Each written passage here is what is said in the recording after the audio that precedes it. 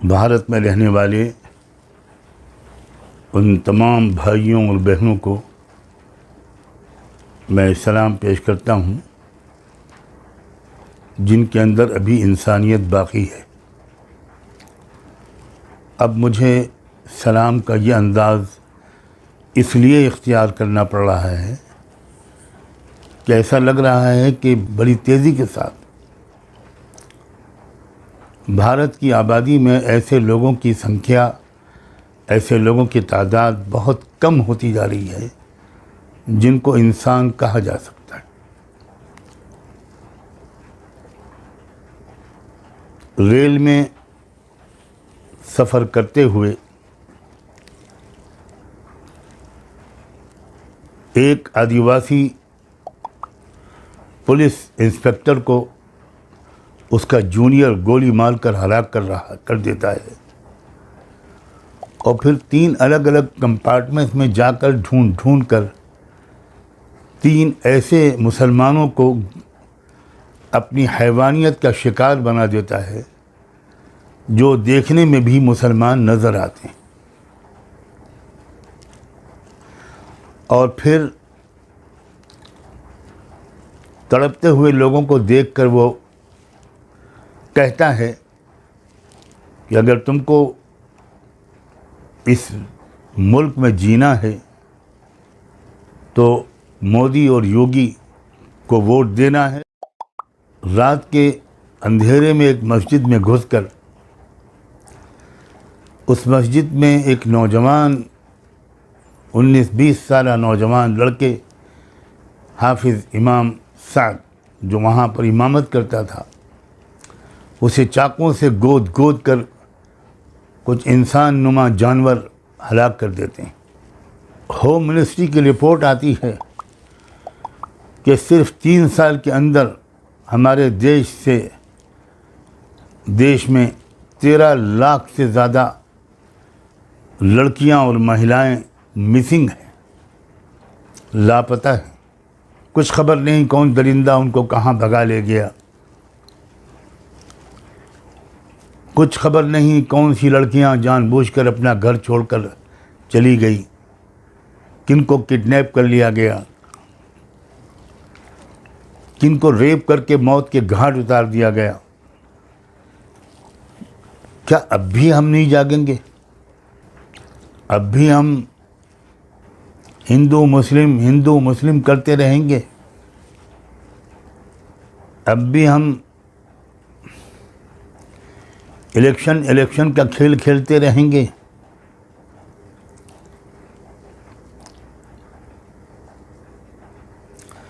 तेरह लाख लड़कियां और महिलाएं 3 साल के अरसे में लापता हो गईं। कितना बड़ा वाक़या है ये खबर आने के बाद तो पूरे देश में ज़लज़ला आ जाना चाहिए था।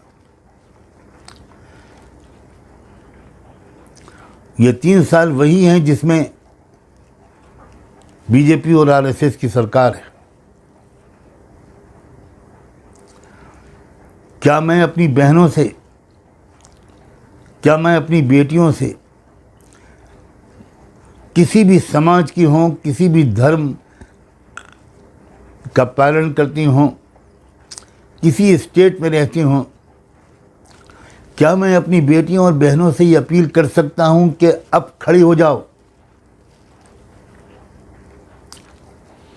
ये पूरा महिलाओं का वर्ग जिस बुरी तरह जुल्म और सितम का शिकार है, जिस तरह औरतों के और लड़कियों के हुकूक मारे जा रहे हैं, उनकी इज्जतें लूटी जा रही हैं, उनको रेप करके टुकड़े करके उनको फेंका जा रहा है, फ्रिज में रखा जा रहा है। क्या अब भी हमारे देश में कोई ऐसे लोग नहीं हैं जो सिर्फ इस मुद्दे को लेकर महिलाओं से कहें कि उठ जाओ अपनी इज्जत की हिफाजत के लिए, भूल जाओ कि तुम मुसलमान हो या हिंदू हो,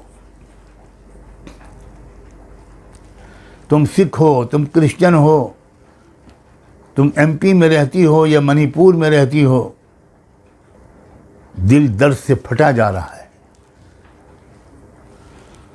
अब मैं अपील करता हूँ मैं आदिवासी तमाम संगठनों से अपील करता हूँ, अलग आप लोग सब काम कर रहे हैं।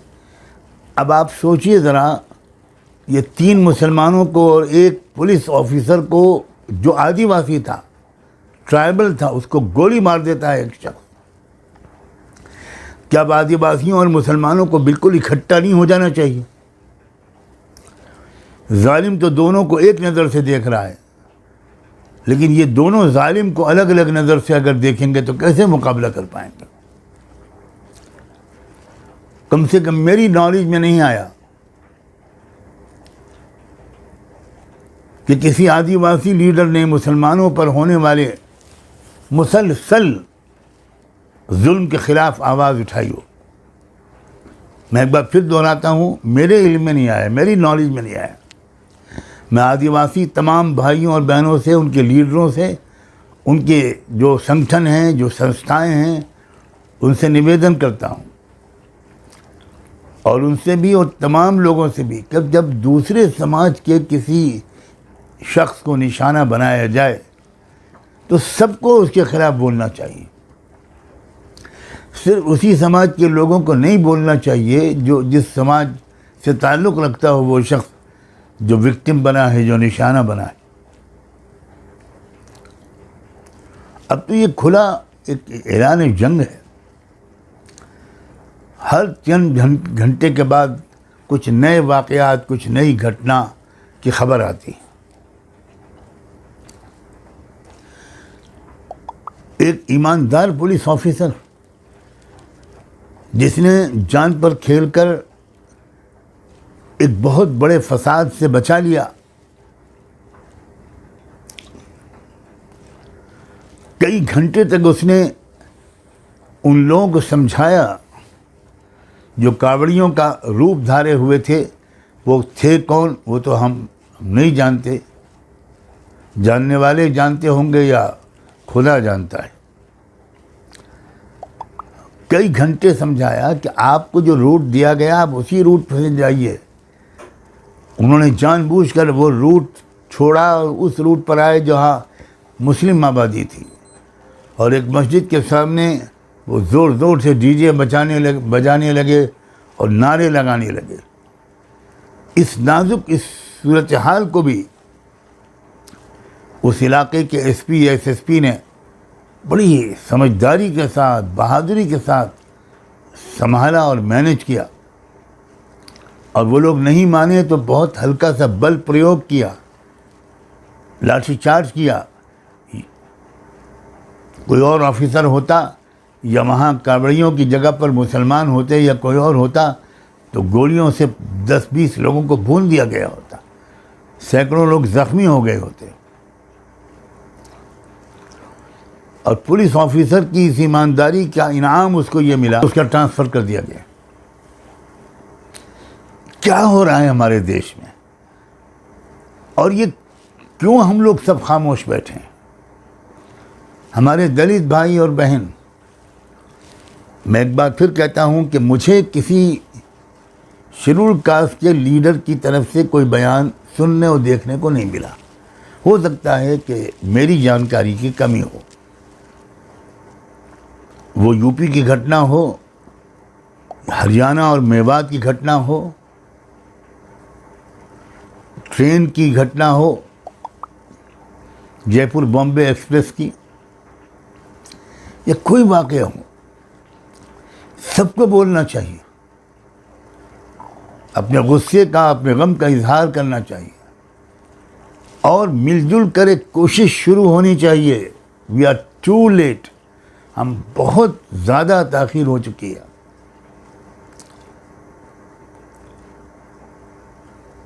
जिस कौम का ज़मीर इस तरह मर जाए, जहाँ इस तरह के वाक़यात एक नॉर्मल हो जाएं, यह है न्यू नॉर्मल जिसका हम लोगों ने चर्चा सुना था। यह है न्यू इंडिया, और अब तो इंडिया कहना भी मुश्किल है। यह नया भारत, इसका निर्माण करना चाह रहे थे हमारे संघ परिवार के लोग, और भारत सरकार के लोग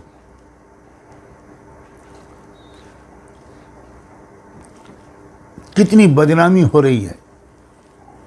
हम जिस भारत में पैदा हुए थे ये वो भारत तो नहीं है, बहुत बदल चुका है, बहुत बिगड़ चुका है। आइए किसी तरह इस समाज को सुधारें, बुराई के खिलाफ आवाज़ उठाएं। मैं तमाम शेड्यूल कास्ट के लीडर्स को, आदिवासी लीडरों को, उन तमाम संस्थाओं के सरबराहों को, तमाम ह्यूमन राइट्स के एक्टिविस्ट लोगों को इस बात की दावत देता हूं कि आइए हम लोग सर जोड़कर बैठें और एक कॉमन मिनिमम प्रोग्राम बनाकर किसी तरह इस देश की व्यवस्था को, इस देश की सूरत हाल को बदलने की कोशिश करें। मैं मीडिया के दोस्तों से भी कहना चाहता हूं कि खुदा के लिए ज़रा सोचिए, आप अपनी टीआरपी के खातिर क्या कर रहे हैं? कितना जहर फैला दिया आपने। मैं तमाम नॉन बीजेपी जो पार्टीज़ हैं, मैं उनसे कहना चाहता हूं, लास्ट चांस है आपके पास कि आप इस देश को इस कलयुग से निकालें, इस मुल्क को इस ख़तरनाक हैवानी और शैतानी चक्कर से निकालें। आप अपने इख्तिलाफात थोड़ी दिन के लिए भूल जाइए, आपस में एक होकर मुकाबला कीजिए। मैं यूपी, बिहार, बंगाल और महाराष्ट्र के लीडरों से ख़ास तौर पर अपील करता हूँ कि आप बिल्कुल एकजुट हो जाइए और एक बिल्कुल एक कॉमन स्ट्रेटजी बनाइए। और ये जो आपने उम्मीद दिलाई है कि हम सब मिलकर एक कैंडिडेट उतारेंगे बीजेपी के कैंडिडेट के मुकाबले में, एक ये कदम आपने अगर उठा लिया तो आप भारत के इतिहास में आपके नाम गोल्डन वर्ड से लिखे जाएंगे, हालात बहुत बेहतरी की तरफ चले जाएंगे। ये आप ज़रूर कदम उठाइए, ज़रूर कदम उठाइए, करोड़ों आवाम की तरफ से, कमज़ोरों और मज़लूमों की तरफ से, दबे कुचलों की तरफ से, schedule caste, schedule tribe, OBCs, minorities, सब की तरफ से मैं आपसे ये हाथ जोड़ के दरख्वास्त करता हूँ। मुझे उम्मीद है कि आप इस पर ध्यान देंगे। मैं आखिर में एक दो बातें और कहना चाहता हूँ। मेरी जानकारी में नहीं है कि अभी तक रेल मंत्री ने कोई कदम उठाया है, कोई ऑर्डर पास किया है या कोई स्टेटमेंट दिया है आरपीएफ के इस खूंखार दरिंदे को कानून के अंदर लाने के सिलसिले में। क्या चार्जशीट बनेगी, कौन सी एफआईआर दर्ज की गई है और किन धाराओं में ऐनी गवाहों के साथ इस केस को लड़ा जाएगा ताकि कैपिटल पनिशमेंट से कम इस दरिंदे को कोई सज़ा न मिले भारतीय कानून के मुताबिक। मैं फिर कह रहा हूं कि मेरी जानकारी में नहीं, हो सकता है कि उन्होंने कोई बयान दिया हो और मेरी नज़र से अभी न गुजरा हो। इसी तरह होम मिनिस्टर साहब, उनका भी कोई बयान मेरे सामने नहीं आया। मैं ये उम्मीद नहीं करता कि इतने एक्टिव हमारे होम मिनिस्टर, अभी तक उन्होंने कोई इस सिलसिले में साफ बयान जारी न किया हो। लेकिन मैं सिर्फ ये कह रहा हूँ कि मुझे अभी उनके किसी बयान के बारे में जानकारी नहीं मिली। दुआ करता हूँ और उम्मीद करता हूँ कि उन्होंने कोई बयान और कोई इंस्ट्रक्शंस जारी कर दिए होंगे। फिर इससे भी आगे बढ़कर इस खूंखार दरिंदे ने दो नाम लिए, हमारे मुल्क के रिस्पेक्टेड प्राइम मिनिस्टर का और उत्तर प्रदेश के ऑनरेबल चीफ मिनिस्टर का। यकीनन इन दोनों ने कोई बयान जारी किया होगा कि हमारा कोई ताल्लुक इससे नहीं है, हमारी कोई जिम्मेदारी नहीं है और हम स्ट्रांगली कंडेम करते हैं और इसको हम लाएंगे, इंसाफ के नीचे कानून नाफिज होगा। हमारे उत्तर प्रदेश के चीफ मिनिस्टर तो एक धार्मिक रहनुमा भी हैं, उनसे भी यकीनन मुझे ये उम्मीद है। प्राइम मिनिस्टर तो एक इंटरनेशनल शख्सियत हैं, मेरी जानकारी में अभी तक नहीं आया। मैं इंतज़ार भी कर रहा हूँ, दुआ भी कर रहा हूँ। और अगर आप में से किसी को कुछ मालूम हो कि हमारे दोनों इन बड़े लीडरों ने, प्राइम मिनिस्टर ऑफ इंडिया ने और चीफ मिनिस्टर ऑफ यूपी ने, कोई बयान जारी किया है, कोई कदम उठाया है, तो मुझे ज़रूर मुत्तला करें। ये अजीब अफसोस की बात है, 3 मुसलमान बेगुनाहों को जो बेचारे ट्रैवल कर रहे थे, सफ़र कर रहे थे, न कोई जुलूस में थे, न कोई जलसे में थे, न बोल रहे थे, न कोई प्रोटेस्ट कर रहे थे, उनको गोली मार दी गई। तो इन दोनों को तो बहुत खुलकर सामने आना चाहिए कि ये हमारा नाम लेकर बदनाम किया गया है हमको। हम किसी कीमत पर इसको बर्दाश्त नहीं करेंगे। अगर इन दोनों ने बयान जारी कर दिया है तो मैं वो बयान सुनना और देखना चाहूँगा, और मुझे उम्मीद है कि उन्होंने जारी कर दिया होगा। लेकिन अगर नहीं किया तो मैं इस पर अपने ताज्जुब ही को ज़ाहिर कर सकता हूँ और ये रिक्वेस्ट कर सकता हूँ कि विदाउट एनी फर्दर डिले, मज़ीद ताख़ीर किए बग़ैर ये दोनों लीडरान इस बात को कंडेम करें कि इतनी हैवानी गैर कानूनी हरकत इन दोनों का नाम लेकर की गई है। एक नाम और सुनाई पड़ रहा है उस वीडियो में, ठाकरे। मेरी समझ में नहीं आ रहा इससे कौन से ठाकरे मुराद है। क्या अगर उद्धव ठाकरे जी मुराद हैं, क्योंकि ये महाराष्ट्र में घटना हुई है, तो अगर ये उद्धव ठाकरे मुराद हैं तब तो उद्धव ठाकरे को तो खुलकर सामने आना चाहिए, उनको प्रेस कॉन्फ्रेंस करनी चाहिए और स्टेट का मसला है तो स्टेट को बहुत ज़ोरदार अंदाज से इस शख्स के ख़िलाफ़ एक मर्डर का केस चलाना चाहिए, सारे सबूत सामने रखने चाहिए। ये ज़िम्मेदारी है स्टेट के चीफ मिनिस्टर की भी और स्टेट के एक बड़े लीडर मिस्टर उद्धव ठाकरे की भी। बस मैं इसी पर अपनी बात को मुकम्मल करता हूँ। आप सब ने मेरी बात सुनी, इसका बहुत बहुत शुक्रिया। खुदा हाफ़िज़।